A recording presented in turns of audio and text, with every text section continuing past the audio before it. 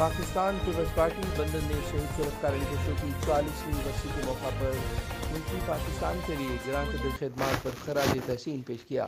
اس موقع پر کارکنان نے تجدید عہد کرتے ہوئے بھٹو کے مشن کو جاری رکھنے کا اعادہ کیا۔ برسی کی مناسبت سے قرآن خوانی اور افطاری کا اہتمام بھی کیا گیا۔ پاکستان پیپلز پارٹی بلند کے نائب صدر عابد حسین بلوچ کی رہائش گاہ پر منعقدہ تقریب میں پاکستان پیپلز پارٹی بلند کے صدر منظور اعوان نے پاکستان کے آئین پر عمل درآمد، اعلیٰ مراد وصول کرنے والوں کی بےکنی، ملک و قوم کے ساتھ غداری کرنے والوں کو قانون کے مطابق سزائیں دینے کی قرارداد پیش کی اور کہا کہ ذوالفقار بھٹو شہید نے اسلام، پاکستان اور پاکستانی عوام کی سربلندی، آزادی اور تحفظ کی خاطر اپنی جان اور مال کی پرواہ کیے بغیر اپنی ذمہ داریاں پوری دیانتداری کے ساتھ سر انجام دیں اور اس موقع پر انہیں جامع شہادت نوش کیا۔ وہ بلا شبہ پاکستان کا قیمتی اثاثہ تھے، انہوں نے اپنی جان بھی پاکستان پر قربان کر دی۔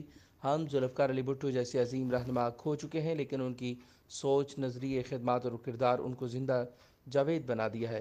وہ مرنے کے بعد بھی کروڑوں دلوں میں زندہ ہیں۔